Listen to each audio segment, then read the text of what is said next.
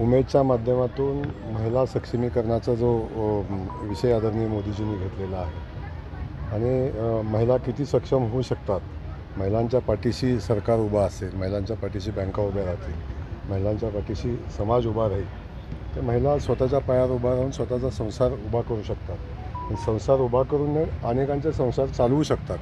ही ताकद, ही शक्ती महिलांना उमेदनं दिलेली आहे आणि त्या माध्यमातून आपण सगळेजण बघताय की हा एक स्टॉल, या स्टॉलच्या मागं अनेक महिला काम करतात.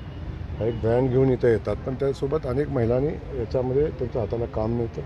घरी बसून, घरात, गावात राहून त्या महिला काम करतात आणि त्यातून आर्थिक संपन्नता येते, कुटुंब चालवायची क्षमता तयार होते आणि हे काम या माध्यमातून आज आपण सगळेजण बघताय की आमच्या महिला भगिनी उमेदच्या माध्यमातून स्वयंपूर्ण होत आहेत, स्वतःच्या पायावर उभा राहत आहेत की ज्या महिला कोणावर तरी अवलंबून होत्या त्या महिला आता सक्षम होऊन पुढे येत आहेत. हे उमेदचं यश आहे. भाऊ, आता लाडकी बहीण योजनेचे काय थकीत हप्ते राहिले ते बंद होणार अशी चर्चा होती, त्याबद्दल काय सांगताय? मला कळत नाही आहे तुम्ही कुणाकडून ह्या माहित्या घेऊन येता आणि कुणाकडून माहिती घेऊन प्रश्न विचारता.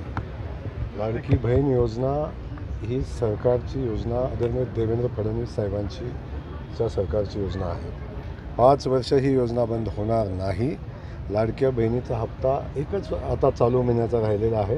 26 तारखेच्या आत लाडक्या बहिणीचा हप्ता पोचेल आणि लाडक्या बहिणीची चिंता लाडक्या बहिणींचं सरकार करेल, काळजी करू नका. हो, सोशल मीडियाच्या माध्यमातून एक मेसेज फिरते, मानदेश जिल्ह्याची निर्मिती होणार आहे. काय कलेक्टर साहेबांनी काल प्रेसमध्ये सांगितलं की असा कुठलाही प्रस्ताव जिल्ह्याकडून गेला नाही. वास्तविक असा प्रस्ताव अजून समोर आलेला नाही. काही कल्पना काही लोकांच्या होत्या.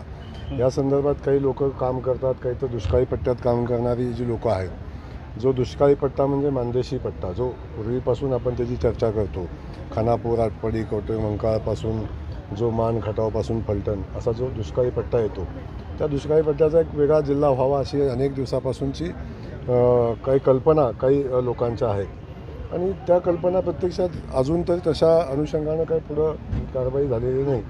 तुमच्या माध्यमातून समजलेली आहे. झालं तर स्वागत कराल का त्याचं? विषय कधी क्लिअर होईल? झालं तर बिलकुल स्वागत करू, पण हे करत असताना शेवटी फक्त दुष्काळी भाग एकत्र करून जिल्हा विकसित जिल्हा तयार होईल असं समजायचं काही कारण नाही. महाराष्ट्रातून मुंबई आणि महाराष्ट्र हा वेगळं होऊ शकत नाही. अशा पद्धतीनं सगळ्यांना सोबत घेऊन जाणारा, काही भागात कमी विकास झाला असेल, काही भागात विकास झाला असेल आणि या सगळा समन्वय करून जिल्ह्याची निर्मिती, भौगोलिक परिस्थिती, लोकांची मानसिकता, त्या भागाची आवश्यकता, त्या भागाच्या विकासाची आवश्यकता, या सगळ्याचा विचार करून ते करायला लागेल. आणि त्यामुळं नक्की नवीन जिल्ह्याच्या निर्मितीच्या संदर्भात सरकार जेव्हा कधी विचार करेल तेव्हा या सगळ्या गोष्टी समोर येतील. पालकमंत्री पदाचा काय कधीपर्यंत?